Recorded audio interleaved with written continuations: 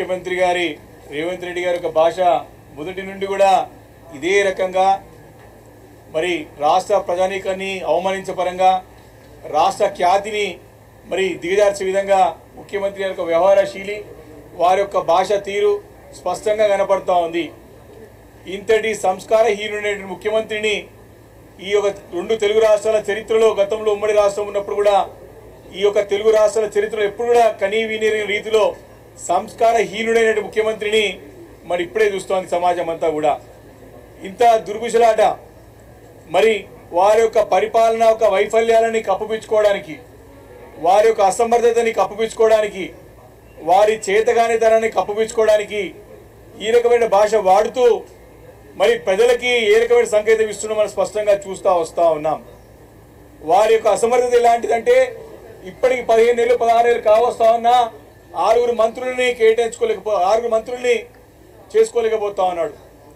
వారు ఇంకా ఓపెన్ బాహాటంగా ఏమంటారు, నన్ను పని చేయనిట్లేదు అంటారు. ఎవరైనా ముఖ్యమంత్రి చరిత్రలో ముఖ్యమంత్రి ఎవరైనా పని చేయనిట్లేదని చెప్తారా ఎవరన్నా? అంటే వారికి అసమర్థత, చేతగానితనం వాళ్ళకి రాదు, ఈ పరిపాలన చేయలేడని చెప్పి ఆయన మాటలనే చెప్పకనే చెప్తా ఉన్నాడు. వారు ఎంత ఘోరమైనటువంటి మాటలంటే ఇటు చావును కోరుకుంటా ఉంటాడు, అటు దేవుళ్ళ మీద ఒకటి తింటా ఉంటాడు. కాని భాష కాదు, రాని భాష కాదు. ఈరోజు చాలా స్పష్టంగా కనబడుతూ ఉంది వారి యొక్క భావ దారిద్ర్యం, వారి యొక్క భాష దారిద్ర్యం స్పష్టంగా 15 ఏళ్ళు కనపడుతూ ఉంది. ఇప్పుడు వారి యొక్క మానసిక ఏ రకంగా ఉందో మానసిక స్థితి అని చెప్పేసి మనం అర్థం చేసుకోవచ్చు. వారి మెంటల్ ఇంబ్యాలెన్స్ కూడా స్పష్టంగా అర్థమవుతా ఉన్నది. వారి ఫ్రస్ట్రేషన్ అర్థమవుతా ఉన్నది. ఢిల్లీలో అధిష్టానం ఈయన పట్టించుకుంటలేదని చెప్పి స్పష్టంగా అర్థమవుతా ఉన్నది. వారి సొంత పార్టీలే తిరగబడుతూ ఉన్నారు ఆయన మీద.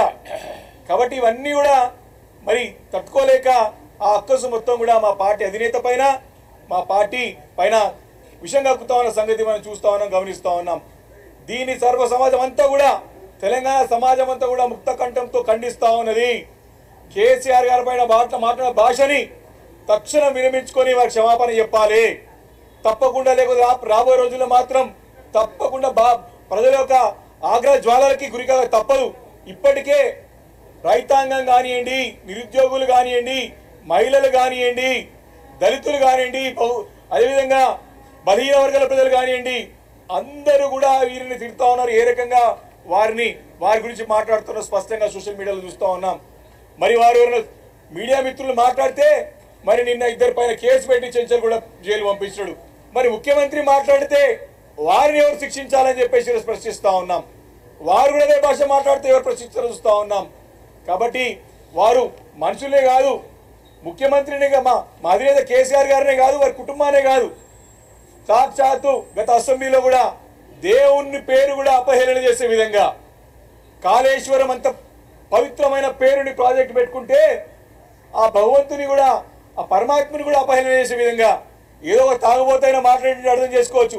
ముఖ్యమంత్రి గారు కూడా కాళేశ్వరం పట్టుకొని కూలేశ్వరం అని చెప్పిన సంగతి ఈరోజు గుర్తు చేస్తా ఉన్నాం. అంటే వారి అహంకారం నెత్తికెక్కినది, కళ్ళు నెత్తికెక్కినాయి, మదంతో మాట్లాడుతూ ఉన్నారు.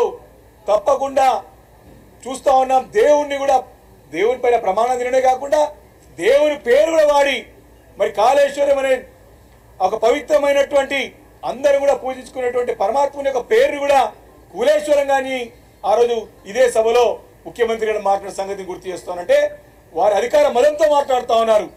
తప్పకుండా రాబోయే రోజుల్లో గురిపాఠం తప్పదు. వారింకా నిజంగా కూడా నీ సిగ్గుగా గవర్నర్ గారితో ఏం మాట్లాడిపిస్తున్నారు? గవర్నర్ గారితో ఈయన యంగ్ అండ్ డైనామిక్ ముఖ్యమంత్రి అంటారు. యంగ్ అండ్ డైనామిజం అంట. ఎక్కడ ముసలిని అయిపోయి తాత అయిన ఆయన డైనామిజం. ఏం డైనామిజమే? కరప్షన్ డైనామిజం. ఎన్ని ఎగ్గొట్టిండు ఆయన? రైతులకి ప్రజలకు ఎగ్గొట్టిండు, మహిళలకు ఎగ్గొట్టిండు, బంగారం పెడతా అని చెప్పిండు, 2 లక్షలు రుణమాఫీ తెచ్చుకోమని చెప్పిండు. అందరు 2500 మహిళలకి ఇవ్వలేదు. అన్ని మోసాలే. దాంట్లో డైనమిజం, ఈయన ఎగ్గొట్టంలో డైనమిజం, కరప్షన్ చేయడం డైనమిజం. కాబట్టి ఇవన్నీ ప్రజలు గమనిస్తా ఉన్నారు. గవర్నర్ ప్రసంగంలో కూడా అన్ని పచ్చబద్దలు మాడిపించినాడు. ఇదొక ఉదాహరణ మాత్రమే. కాబట్టి నిన్న కేసీఆర్ గారి పట్ల మాట్లాడిన భాషని మా మనసులంతా కూడా కలిసివేసింది. మేము చాలా అంటే చాలా తీవ్రంగా మేము బాధపడతా ఉన్నాం. ఇలాంటి ముఖ్యమంత్రి కింద మేము ఎమ్మెల్యేలు ఉన్నందుకు సిగ్గుపడతా ఉన్నాం.